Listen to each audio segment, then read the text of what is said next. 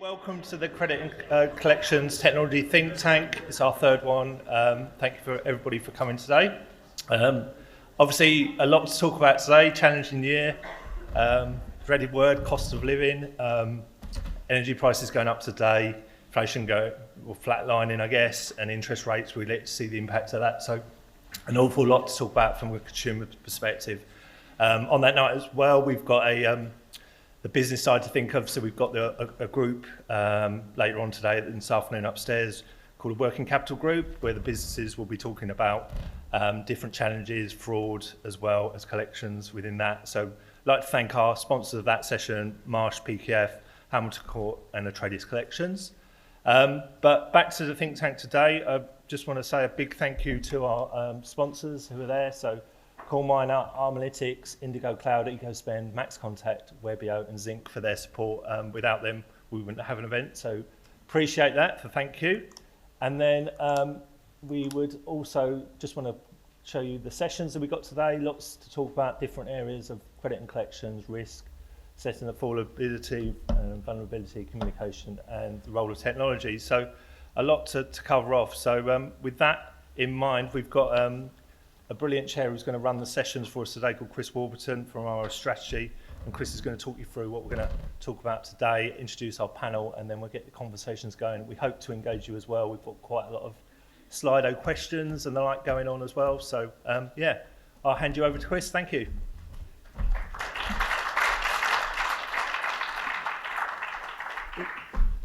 Thanks, Colin.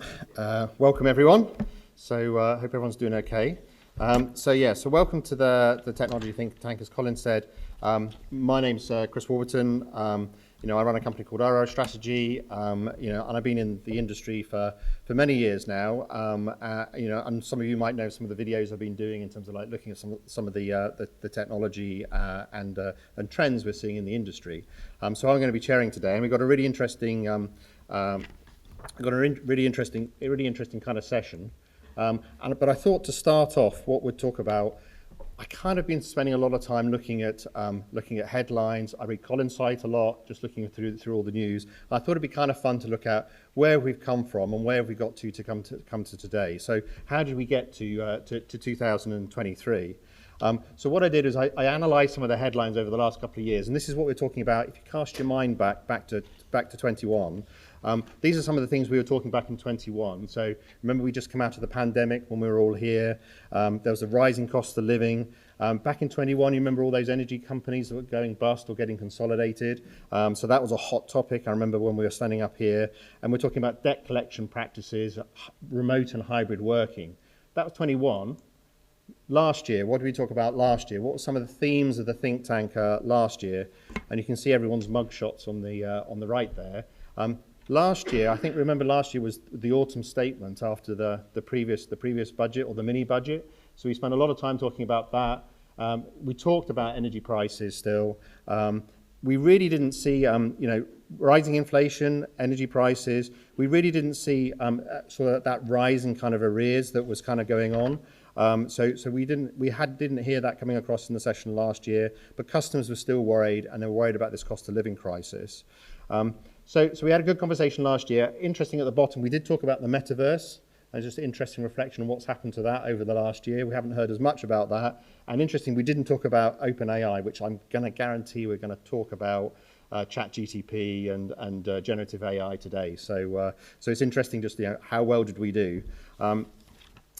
So 2023, so what are we going to talk about today? What's the background of what's been going on from the headlines, from the site? Again, we've had another autumn statement. That was yesterday. Those are up to date on that. We've had rising interest rates, which are affecting mortgages and loans. Households still struggling with rising energy bills and inflation. Seems like there's some sort of changing behaviour in terms of consumer credit seems to have changed a little bit, changing behaviours. And there's been a lot of regulatory action that's happened over the last year. And I think some of those hopefully are going to be themes that we're going to explore today. I say we've got a great session. We've got 4 sessions. We're going to talk about collections and credit risks, which is the first session. We're going to just start in a few minutes. Then we're going to talk a little bit about assessing affordability, customer vulnerability. That's one of the risks. What does that kind of mean for us? And then after lunch, we're going to talk about communication. What's the value of communication, of customer engagement? what's some of the technology that's out there, what's some of the new strategies that are out there.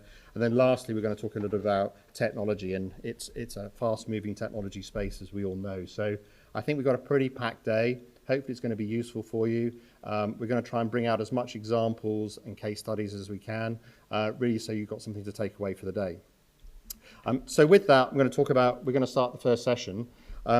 And really, the first session is really around, I don't know if the guys want to come up and take the seats, which while I'm doing the introduction, would be perfect. So this session, we're going to talk a little bit about some of the big risks we're seeing in the sector at the moment, and are potentially on the horizon. So we've seen a few of those recently. Some of those I've just mentioned. So for example, cost of living, consumer duty, interest rates, inflations. So really in this session, we're going to talk about, well, what we've seen, what impact are we going to have, what are the risks, and what strategies do we need to put in place really to try and mitigate some of those risks. And then looking forward to the future, what do we have to watch out for and what do we need to do? So joining me on the panel today, we've got, have I gone too far? There we go. Michelle Cutmore, who's Senior Compliance Policy Team Manager from Novuna. So welcome, Michelle. We've got Sheraz Afzal from Quint Group. Hey, Sheraz. Chris Leslie from CEO from the CSA. And Richard Coward from Enterprise, a Strategic Partner Director from MaxContact. So welcome to the panel. And I thought just to start the conversation, one of the things that I've been doing is doing some polling just around what are some of the trends we've been seeing. And I just put this up just really quickly just to start the conversation around, have we been seeing an increase in arrears? And this is just some comments that were out. And what was interesting on this was it feels like it's changed from last year somewhat around arrears levels seem to be starting to increase a little bit. But it'd be good just to start the conversation, maybe Chris, just talk about some of the risks maybe that you're picking up from, particularly from your members. What are you seeing in the industry? What are some of the risks that you're hearing coming through from an industry point of view? Thank you. I think you've kind of set the scene really well there. There's a lot going on. I would sort of split the conversation in terms of risks to the collections and debt purchase sector almost sort of in half. There's a sort of suite of issues that relate to the economic environment and the climate in which the sector is operating. And then there are a basket of issues which are very industry specific challenges that we've got.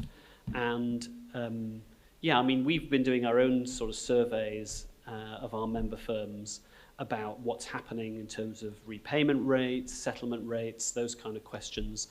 And I think many of you, it's not a surprise to many of you who've been to these kind of events before, that there is a bit of a mismatch between what you might expect, the media headlines with all the cost of living discussion going on, and the actual realities in a lot of firms where actually firms are telling us that repayment rates are sustaining reasonably well, perhaps contrary to what you might expect. A little bit of strain, as you've pointed out in your survey.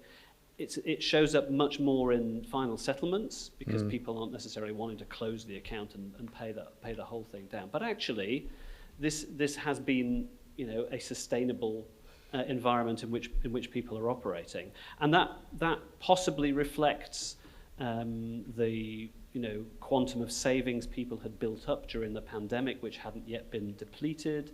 And actually, going forward, I wouldn't necessarily expect that to change radically, even though inflation is quite high, because even with the autumn statement we saw yesterday, benefits have been uprated quite generously, pensions as well.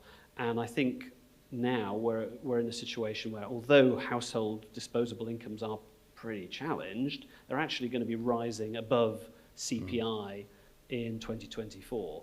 And so, the dip that is happening is being slightly flattened out somewhat. But there are other challenges as well, plenty of them for the industry and regulatory. We can go through those as you wish. So you're sort of saying that arrears is increasing slightly, but it's been still somewhat moderated. So maybe it's kind of increasing a little bit, but it's not what and with what's come through, maybe the impact's not going to be quite so big. So you're kind of optimistic a little bit on the future. Well, I'm not as pessimistic as perhaps you might get on some of these consumer programs on sort of daytime TV, where you think to watch that, oh my goodness, there's a massive, catastrophic crisis happening across the board. And actually, this could be for a number of reasons.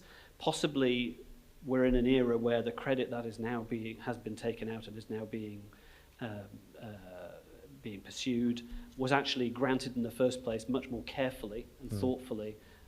It wasn't sort of lavished around without perhaps as it might have been done a decade or so previously. So actually, it was not necessarily lent as unaffordably as perhaps it had been historically. So that might be one part of it. And I do think, but I would say this representing the sector, I do think that our sector always tends to surprise many members of the public in terms of the support, signposting, forbearance that is available to help. And I remain mystified in a way at the mismatch between what you might expect when you watch TV over they think about collections and actually the experience that people have, which can be actually quite a positive one. That's right. Yeah, I agree with chatting earlier. Sheraz, I was going to just come to you in terms of like maybe some of the things that you've seen in your sector, particularly stress, I suppose, on the consumer, and then we'll come and talk about some of the other risks that are out there for businesses. Sure. And so just reflecting a little bit on what's just been said, so I think one of the businesses that we have in Quint is called Monevo, and we act as a sort of I guess to some extent a credit broker, but also a software supplier to lenders on one side and kind of aggregators on the other. So, we're regularly talking to 50, 60 lenders on one hand, from sort of tier one banks down to some sort of more subprime lenders. And I think we're seeing a couple of things now. So arrears is holding a little bit steady. So we entirely agree with that. The observation that I would have is that's a net effect of lenders tightening up their credit criteria about a year ago, right? So it was this about a year ago we're saying, right, credit crisis is happening. And so what that meant was lenders retrenched, right? So we could see that across the piece, across the industry. We saw rates sort of going up a little bit as well. So you kind of got the net effect of price going up and that subduing demand to some extent as well. So it's not altogether surprising that actually the net effect of that is that arrears are steady. Query whether it's a like-for-like comparison, though, right? Because actually, if the customers who are paying today are of a generally an average higher standard of credit than say at this time a year ago, then we kind of get into the question of where are those customers? Who's servicing them? But that's probably a topic for another day. And so I think the second thing is a lot of the stuff is we're in the world of lag indicators, aren't we? So we're talking today about the arrears, but that's as a result of last year's credit policy decisions. I think the view that we're getting from lenders is that whether we've seen the impact of the mortgage rises wash through the system. What that means in practice, I'm sure we all know, but just to sort of spell it out, right, is because there's a bunch of, a large number of people are on fixed rates. When they expire, that's when the hit happens. And I think it's fair to say that, all of the consumers who are on fixed rate mortgages from yesterday's pricing that we'll probably never ever see again, from that kind of abnormally cheap rates, whether they've now stepped up to the new rates. Probably not. I think the estimate is around about 30 to 40% maybe have. So you've seen some of the correction. And then, of course, so when I was listening to the autumn statement, I'm thinking about, what does that mean? Actually, I was thinking about, well, does that mean that mortgage rates will start to kind of come down again, right? So we're seeing that start to happen now, haven't we? I think we're suggesting that we'll get the first sign of sub 5% mortgage rates. So actually, that might be the sort of the cavalry coming. Actually, it might be the rates sort of diminish back down, so that when the runt of people coming off, right, are trying to find another product, actually rates are better in kind of 18 months' time than they were 6 months ago. So I think overall, what you've kind of got is this picture of real structural volatility still, you know, which makes it tricky. Yeah, I mean, so one of the pieces that came up, so we sort of about the growth in credit card debt, an example, and you're right around the mortgage interest rates, is one of the things I'd heard in some of the discussions was the fact that is credit cards and credit card growth basically the canary in the coal mine in terms of like, will we see increasing default rates with that because of mortgage rates increasing, people coming off fixed rates or fixing into due rates? I mean, you know, will we start to see some of that stuff coming through? I'm not sure if we've seen that yet, though. No, I don't. I mean, it's a really good question, isn't it? Because what tends to happen as well is you know, if mortgage rates are sort of pressing up, then, you know, people still have needs for credit. So kind of where do they go? Do they go to the credit cards? You know what? And what you also kind of have is, you know, a lot of the pressures consumers get are income side problems, right? Because actually they've just not got enough income, and so actually they end up using expenditure side solutions for income problems, and that's basically kind of where that happens. And actually, your credit cards are accessible, aren't they, in that way? The other sort of thing that actually I thought would happen and hasn't, so I'll be one of those ones and say I call this one wrong, right? But actually I thought that you'd see an increase in second charge mortgages. Kind of that market started to grow because you sort of thought, well, actually you'll have a bunch of people who are on decent mortgage rates, they won't want to upset that apple cart, you know, so instead of doing the typical build a credit card balance, then go off and resettle it with, you know, take a bit of equity on your mortgage and settle it off, you see that kind of habit over, you know, every 2 or 3 years rolling, whether that would stop or whether people will start using second charge loans instead, especially as interest rates go up. So once upon a time, you don't want to pay 12, 13% on a second charge mortgage if your first mortgage is at 2%. But as mortgage rates go up, actually that spread between first and second charge starts to become less, and whether that product will start to develop doesn't seem to have. So maybe that was one that actually I got wrong. Yeah.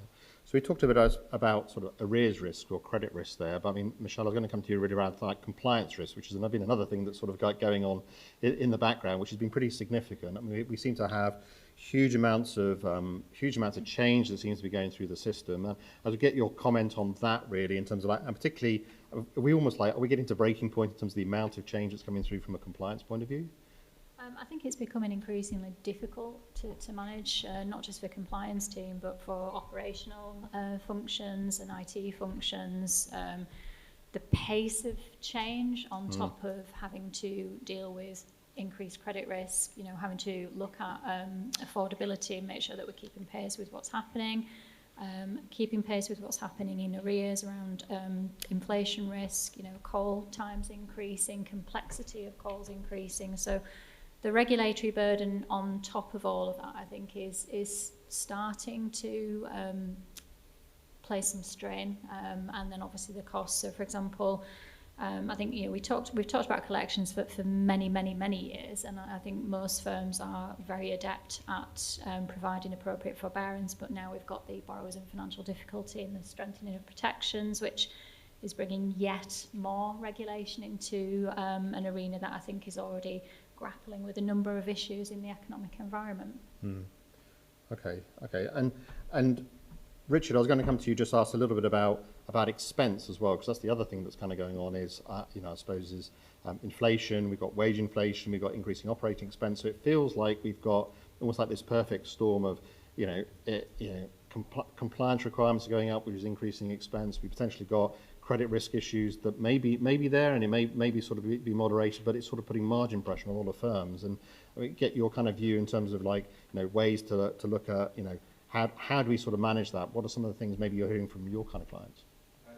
I'd say across our clients, they're all getting that pressure of increased expense, whether it's rent increases, people trying to accommodate for the cost of living increase. We're seeing a lot of people obviously wanting high wages, which is due to having less money to spend. They're struggling with increased costs. I mean, I don't know how many people probably agree, but you get a regular monthly email about one of a supplier or something increasing costs across businesses. So actually being able to service that debt and increase those collections is becoming more and more difficult. that's the feedback we're getting from a lot of our customers. And what are some of the strategies, I suppose, that you're talking about help to sort of manage the risk, particularly the risk of increasing expense, I suppose? Yeah, I mean, I with think digital, we talk a lot about digital as an example. But yeah, a lot of people are trying to do that digital deflection where if there's increased call volumes, like Michelle mentioned, a lot of people are trying to push them to self-serve, whether that be via the web and having the advisors more focusing on the difficult, vulnerable cases. We've seen a huge increase in self-serve across our customer base. Yeah. And Sheraz, I suppose, from an arrears level point of view, I mean, what you've got strategies in place. What do you think the best ways is to sort of, if we do have this impact coming through, and it feels like for me, it feels almost like the water's rising to a certain extent, and it's affecting different people, maybe in a different cut than we've seen before. But I mean, what's the best way of sort of mitigating risks, particularly if we don't see some of them as well? I mean, sort of, we have this sort of macro level where you might not be as obvious, but down if you look in the detail, there can be pockets of risk, I would think. I mean, what's your thoughts on how to identify those and maybe then strategies that maybe mitigate the risks?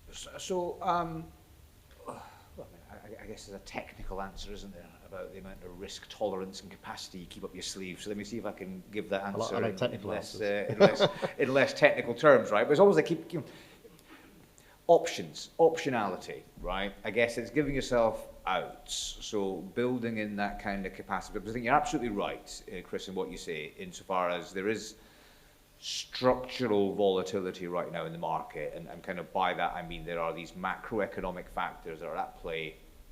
We are in a really complex macroeconomic situation. I don't think we should underestimate that. And I think there's always a tendency in humans to sort of apply a narrative around this is what we've done and this is what we're going to do about it. But in reality, we are, much more than I think we all realise, subject to those macroeconomic effects. And we all know what they are, but there is this kind of perfect storm of lots of different things kind of all having, coming confluence at the same time.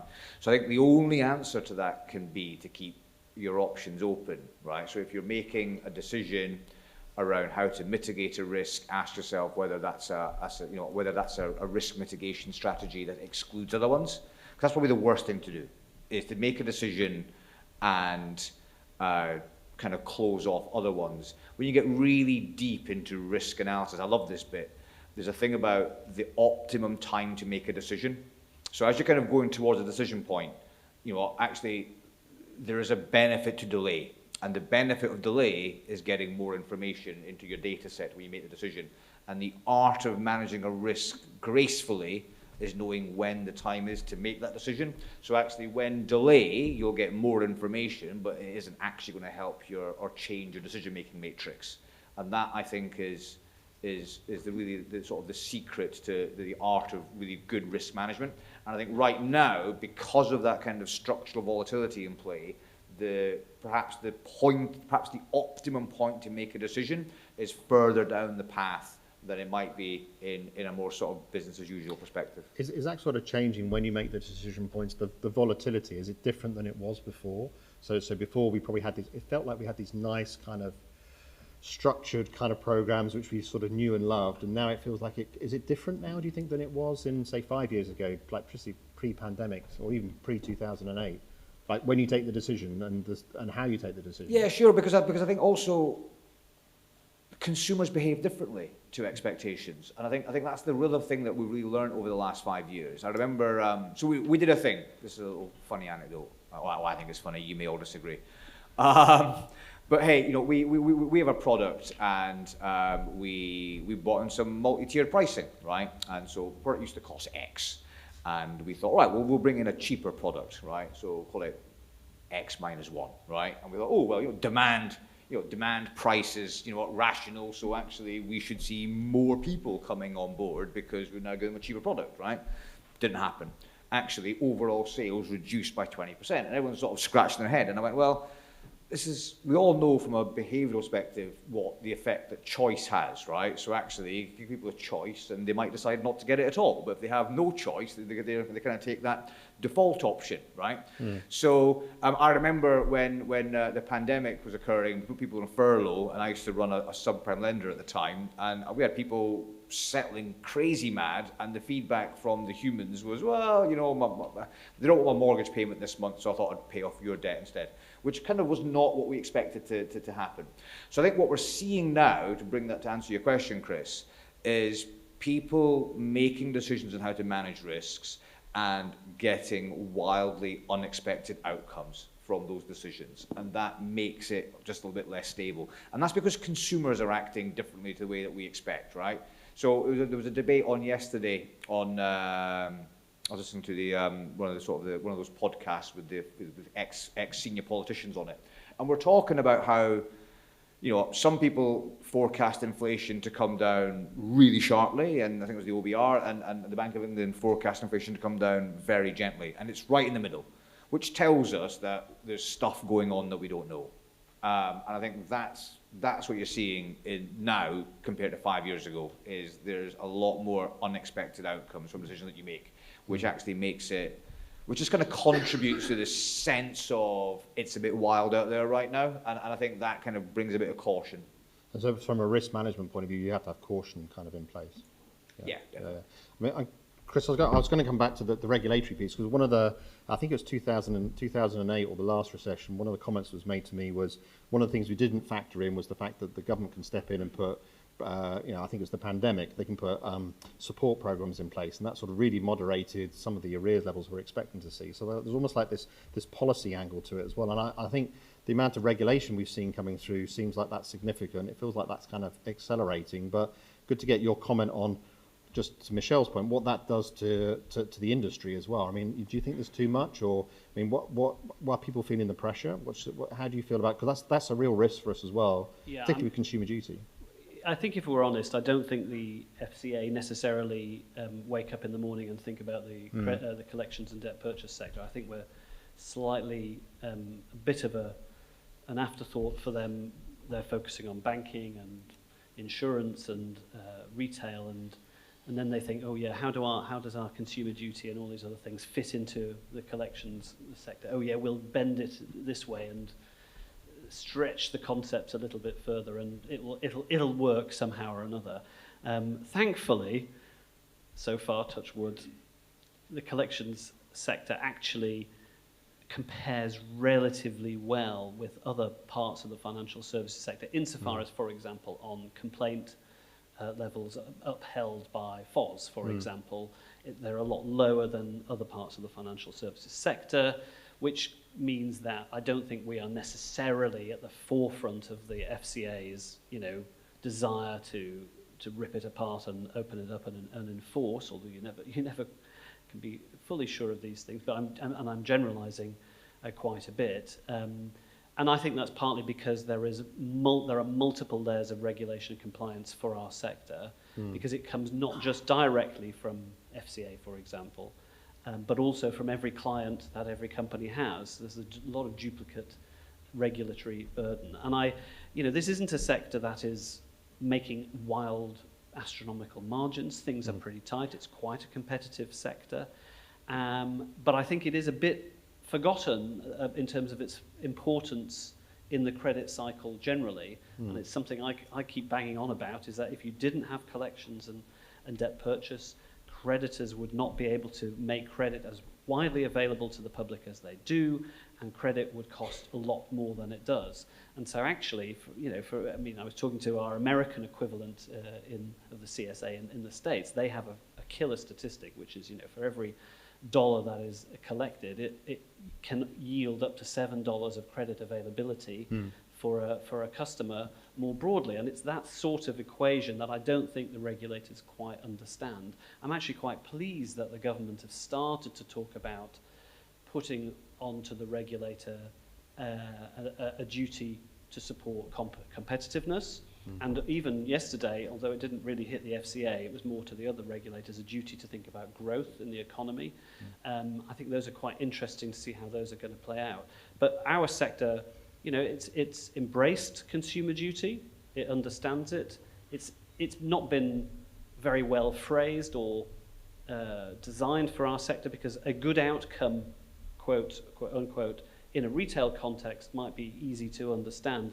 But when you're chasing a debt that's in default, what customer will necessarily say, gee, I've had a really great, a good outcome. A fair outcome, I think, would have been a better description of these things, but the FCA understand and have stretched the concept to accommodate that. But, what is that? I'm sure there's a sort of rule of bureaucracy, and somebody's dreamt up Murphy's Law of bureaucracy or whatever it is that if you have a big regulator, in order to continue to justify its existence, it will continue to spit out new regulation. And we're seeing, the latest one we've been talking about has been the product sales data requests. You'll all be getting granular requests for account level, customer level data, and historic as well, for some unspecified purpose, for which we're not really been told. It's not just, to me, it doesn't justify the disproportionate cost that will hit the sector, but you'll all be working a lot on that. It wants to be a data-led regulator, and that's fine, but I think you have to have some justification, because the costs will hit firms, could reduce competition, could then hit the consumer. And I don't think that is properly appreciated. It puts a lot of pressure on firms, doesn't it? It's CP 2321, is that right? I've been learning these, right? I've been trying to learn these because they become a bit like and a bit of the we code. can talk about 2320 later. Okay. Michelle, it does put pressure on, teams like yourselves, in terms of actually facilitating some of these things, because they keep on getting layered on and on. What's your sort of, how do you feel we've done in terms of, talk about consumer duty first, but then the other things that are coming through, just like this new one that's coming through as well. How do you best address that? How do you mitigate those risks? Do you think we've done well in terms of implementing it, and talk generally rather than specifically? I think in terms of consumer duty, again, it depends on where firms were in their journey, but most of us went through authorisation. Most of us have been under a lot of regulatory scrutiny for a long time. So I think consumer duty in a collections context, I think probably was the least problematic area in terms of actually implementing that, because we were already driving for good outcomes. We were already delivering forbearance. A lot of us obviously were coming out the back of COVID and the impact of COVID on consumers, so we're used to already delivering flexible options for customers. So I think from a consumer duty perspective, it wasn't necessarily the most difficult area to deal with. I think to your point around the other areas of regulation, product sales data, impact of consumer duty on the broader customer journey, if you are both a lender and in the collection space, that's much more complex in terms of its impact, and actually thinking about the end-to-end and how to join all of those dots up. It's required, I think, a different type of thinking. So coupled with the fact that you're having these conversations at a point where firms are, if you're a non-bank lender, you're grappling with increased cost of funds, you're grappling with increased demands on your contact centre, increases on the skill set required in a market where people are demanding higher wages. That's all quite combustible, I think. So I think the regulatory, some of the changes I think we're all embracing and we're not necessarily uncomfortable with. I think the challenge is the pace of the changes, very short implementation deadlines to actually deliver these things on top of a very volatile economic environment. And specifically, I suppose, around the metrics one that we were just talking about. That's added stress that's going to come through, and resourcing around that, and whether you've got the system set up around it. Does that add? Is that on the radar screen? It kind of felt like to me like it'd been flying a little bit under the radar screen if you're not watching it all the time, but because that's added pressure and extra loss of margin to a certain extent. Definitely. I think in terms of, for a lot of firms, again, depending on your product set, we have a huge product set across different types of consumer credit products. You've got legacy systems at play that weren't designed to actually pull a lot of these data points. So I think it absolutely will inject costs, not only in the compliance teams that are having to coordinate all of this activity, it will inject cost into the operation, and as I touched on, potentially IT costs, because this doesn't happen by itself. So I do see it injecting an awful lot of strain into businesses, coupled with the fact that we've just delivered consumer duty. Many firms will also be having ongoing activities in relation to that. The regulators themselves have said it's one and done. not one and done. If you're doing it properly, it absolutely won't be.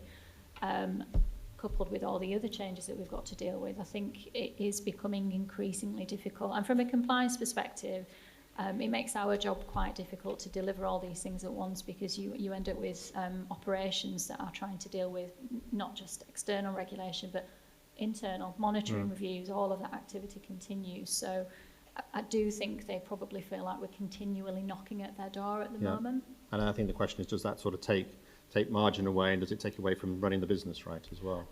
I think the business would absolutely say that it does. I think it's clear that it does, because it's obviously diverting an awful lot of time, energy and resource, and across multiple departments.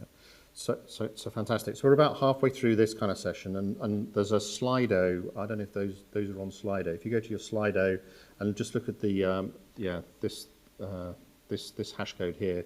One of the things we got on there, this year we've put some polls in as well. So one of the questions we wanted to ask, and we'll come back to this at the end of the session, is what are the top 5 risks? So you've listened to what the panel has said, and it'd be good maybe just the feedback just from the group here around what are the risks that you're kind of perceiving that businesses have, or this sector kind of has as well. So we'll come back to this at the end of the kind of session. So moving on from, I suppose, some of the risks, what are some of the mitigation kind of things we need to put in place to sort of mitigate some of those risks? I mean, Richard, I mean, what do you think some of the, if we've got this high inflation environment, we've heard a bit about compliance risks and the stretch. I know you've already talked a little bit about digital, but how do you think we're going to best sort of manage looking forward if high inflation continues or interest rates kind of continue? What's the best kind of mitigation kind of strategies we need to put in place? Is it digital? Yeah, I think digital plays an element. The self-serve plays an element, but also having that strategy to make sure that you're focusing on the right people, collecting and targeting the right people where you've got the best chance of the best outcome, not only for the consumer but also for the collections company themselves. I think having that joined up strategy across all of your compliance team, your engagement platform, your debt collection software, and having that seamless integration with feeding in from your client will definitely help improve that. We've seen a lot of people trying to reduce down and look at who they've been contacting in terms of value of debt, propensity to pay, all the typical things that everyone looks at. And it's really how you can automate a lot of those processes as well. So rather than using humans, which are the most expensive method of collecting debt, of actually finding other ways that, whether it's an element of AI or... What's the role of data in that? So we, often, even if it's a human conversation, but it can be a digital kind of interaction, what's the role of data? I mean, are we missing stuff in terms of the data we gather? I mean, are you seeing sort of changes in that, or is people still sort of just trying to collect? I mean, or is there a data role within that contact and engagement? Yeah, I think definitely. I think a lot of people have had disparate systems in the past that maybe didn't speak to each other, or they weren't getting that live updates from clients. So I think having that data, collecting more information, we're finding that a lot of our clients are now collecting more and more data to support the ongoing strategy and making sure that they've got that data to be able to use it, but also then being able to pull it into a single view so that they can use that and model for future collections. I mean, Sheraz, I know you've done quite a lot on data, and we've sort of chatted before in previous sessions. I mean, what kind of new data do you think can kind of help us with risk mitigation? I mean, I think last year we talked about open banking as an example. This year we've got ChatGPT, OpenAI, those kind of things, right? So, what do you think the role of data is in terms of identifying and then mitigating risk? I mean, what do we need to do with it? So let's pop the ChatGPT cork then, shall we? I mean, well, I'm just lucky to get through the weekend, and they're still here. So yeah, look, I mean, we're doing some interesting things with ChatGPT, and I'm talking to people about kind of what's happening and with respect to data. So I think I see it in the context actually of regulatory risk.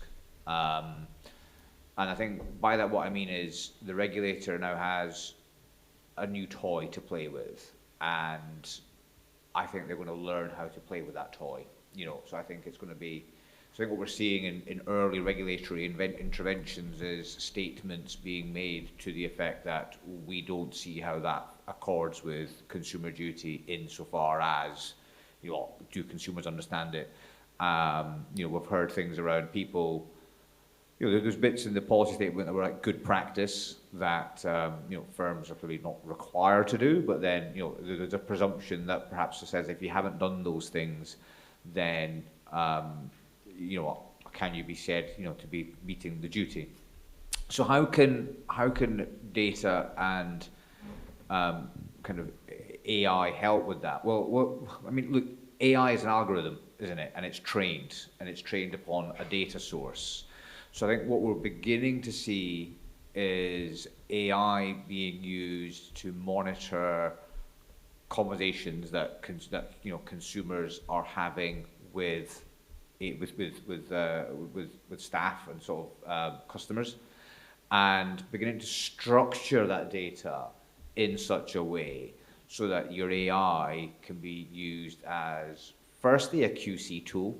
So that's quite interesting, because if you can do 100% sampling of what's happening around your customer interactions, that's always been the hard thing, isn't it, right? I remember something that Jack Straw once said when he was Home Secretary. This is aging me now. He said, as Home Secretary, there's somebody somewhere doing something that if they're successful will get me fired. And I sort of feel like that quite a lot as a senior manager in a large FS business, right? That there's somebody somewhere doing something that will lead me into having a difficult conversation. 100% QC is potentially a game changer in that. And it can be real time as well, actually. And you can then be giving people feedback on how that's going, right? And then actually that can then help you then tailor where the human intervention is, right? So that's not AI. I mean, it is AI, but it's also data. It's how are you recording or monitoring those conversations? What are the key words that you're looking for? How are you going to structure those keywords in your data table so they can sort of make sense? And that's why I think it's really exciting. You've also kind of got, look, I think all of us will know that if you actually get a customer on the phone, you'll give them a far better outcome than you will if you're talking to them via text message or WhatsApp or whatever, right? So actually, AI, I think, seen in the lens of, we're getting so excited about AI because it's finally potentially passing the Turing test, right? If you didn't know it was a computer, you might think it was a real person. So why is that not a great thing for consumer outcomes, right? Because you've got some people that don't want to engage through a conversation. Can you capture, can you structure the data you're having on your consumer interactions in such a way that that the algorithm can learn from what a really good human conversation is and begin to replicate some of that in a channel that the consumer wants to, right? That could be, again, really transformative, both for the customer outcome, because then actually, I don't know about you guys, right, but I'm old, and apparently young people don't like calls now. Apparently now the thing to do before you call somebody is send them a message saying, hi, can I talk to you? And to accept the fact that if you ring somebody who's under 30, they will just find that to be an invasion of their phone, right? Whereas for some of us, a phone was it's telos was to telephone somebody, right? So there's a real, I see we're all laughing, right? But it's true. I mean, I cannot ring my younger brother, right? Because without a pre-warning, right? And you'll say to me, you answer the other day, like, who's died? Literally, that was his response, right? Even my wife knows, I don't answer calls from numbers I don't recognize. And yet we still know that the human interaction is the best way to engage with a consumer. And so I think AI is a way of kind of potentially reaching around that. Yeah, Chris, do you have a I think that's right. I mean, you have to remember the nature of this particular transaction, though, is quite different from others. I mean, we were talking earlier on before the event started about open banking, and if I'm applying for a mortgage and I want something, I will share my data more readily. If, however, I am being asked, would I show my income and expenditure patterns in order for more money to be taken from me in a repayment, I might be a bit more reluctant to share my data quite so openly. And I think you're right. In terms of internal management, it's massively potential. Has massive potential, and especially that quality control 100% thing. But I know a lot of firms have been telling me recently that the technology also has some malign potential effects in terms of externally, and this is more of a regulatory cost. For example, there is a real sort of growth in the pop-up third-party representation space online of offers to customers that they will provide template letters or email communication channels on behalf of the customers representing them, and then flooding firms with rather spurious, DSAR data requests or other, requests for back copies of agreements and notices and so forth, which often are not in the customer's best interest because they're not tailored appropriately to that. But that technological capability is so vast now. And by the way, often customers are subscribing to this stuff for £30, £40 a month, which I think myself is a financial scandal. Where's the FCA on that one? Come back to that another day. Actually, won't come back to it another day. It's because it's difficult to regulate and it's hard, and that's why they don't go down that road. It's easier to go after firms where you know where the building is and you know who's in charge and you know who's named. But watch out across our sector for that cost that could come because the technological capacity for, I'm not necessarily saying fraudsters, although there is that as well, but for those who are just sitting on the edge of the regulatory perimeter to really milk what they perceive as a customer advantage through this technological advance. Do you think this extra power, though, and the ability to be able to affect a large proportion of the portfolio or represent a large number of agents also introduces potential concentration risk? So the fact that you've got one machine that might represent, let's say, what would have been 100 agents before or 100 customers before, and it's operating in the same way, using the same algorithm over all of those, if it makes a mistake, it's going to do it 100 times, whereas before it just would have been one person who did it. I mean, does it introduce that? So do we need quality checks on the quality checker, on the automated quality checker? I mean, are we going to go that kind of direction? Well, I always say I much prefer a systemic recurring error than a random sporadic one, because the first one's easier to fix. Yeah. So for sure, but it's just trade-offs, isn't it? It's easier to fix, but easier to find. That's the. I'll come back and say. And a much bigger impact as well. Yeah. So look, I think these things are true, but that's not a new risk.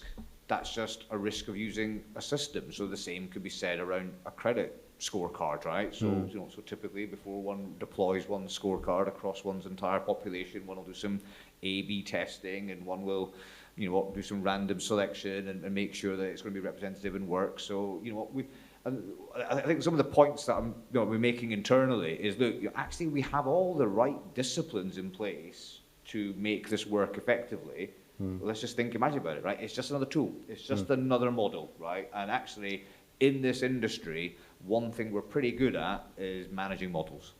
Yeah, Michelle, as our compliance representative, really on this panel. I mean, how do you feel about the systemic risks, or what's your kind of view on it? If you were in the meeting together, the systemic risk would be a concern, I think, and probably are where the regulator has some reticence around some of these tools. But I think fundamentally, and again with my consumer duty hat on, I think the space that we operate in collections is we can introduce these tools, and I think they are there to aid, but I think fundamentally it's people. We operate in a space where people want to speak to people, and to the point we discussed earlier, people are unpredictable, and I think these tools can sometimes struggle to deal with the unpredictable nature that is human beings. So I think there is definitely a place for these tools, and I think we talked about this earlier, Chris, in terms of trying to maybe strip out some of the simpler interactions and free up people's time to deal with people problems, and often the more complex calls that we're seeing coming through are in part because the tools are working. They're stripping out basically interactions that don't need to go to a person. But I think inevitably I don't see a space where we'd ever get to a point where they take over large proportions of contact centres, because human beings want to speak to other human beings, and particularly when they're in financial difficulties. I think you've got two different types. You've got the ones that are quite happy to interact online and digitally, and they want the anonymity of that. And then you've got other people that actually want someone to talk to help them through that process. So I think it's going to be a blend. There will be an increased prevalence, but I can't see a space where it would be I think as we said with a lending scorecard, that's quite a different it's quite a different tool to manage as compared to having something similar, I think, in a collections environment where it is much more about people contact. Yeah. My one response to that, I think is absolutely right, but I think that's a view that's truer over a 5-year horizon than a 20-year horizon. And so I think I do wonder how, you know, how business models will be in 20 years' time. So maybe 20 years is too far away for us to be thinking about sensibly. But I think in 5 years' time, the world will be quite different. And so I think that'll be really interesting, actually. And I think what hinges upon it is that we have an assumption that says people like to talk. And I think that has been true and will continue to be true, but what proportion of people want to talk? And I think we're seeing that real sea change in generational behaviour and how they engage with technology. So I think that fundamentally a phone for a certain demographic is not a phone anymore. It's their computer. So you kind of raise a good point, and Richard, I'm going to come to you just a little bit. I mean, how do we manage that? The fact that it's changing, and we have to have this blend between maybe digital processes with some human processes as well, and that mix might even change over time. And how do we best sort of manage that blend or manage the integration, particularly if it changes over the next 5 to 20 years? Because I mean, it's not just here is what it is and here's what the process is. It's here's what it is, and we know it's going to change potentially as well. I think we've across our customer base we've seen that the voice and talking to someone is still key. A few years ago, it was probably about 72% of interactions across our collections of clients were voice. That's dropped over the last couple of years to about 68%, which again, picking up on Sheraz, my kids will never, they've got a phone, but they don't speak to anyone on that phone. And they will be the next generation, hopefully not my kids, but the next generation of people that are going to be interacting with people. And I think there's having that blend of being able to service people on their preferred channel. We're getting a lot of people within the industry asking about WhatsApp, and that's a digital one where you've got young teens, early 20s that are kind of using that as their preferred contact method, and there's still that very much that grey area about WhatsApp as one of the digital channels in this environment. I mean, when you look at the overall stats, I mean, it's like 76% or whatever it is. You look at, and it looks like, well, telephone's very dominant. But if you actually look at the segmentation, your segmentation of that, I imagine if you look at some of the younger cohorts, it's probably, you know, almost like skewed the other way. I'd imagine. I don't know what you kind of see. Completely. I said that people starting to look at age and bandings and stuff. The interactions is definitely very digital first. You've also got the people that typically a couple of years ago would probably have never been contacted by a debt collection agency, whereas they've now, with cost of living inflation, you're getting people that are top bracket kind of taxpayers that are now falling into actually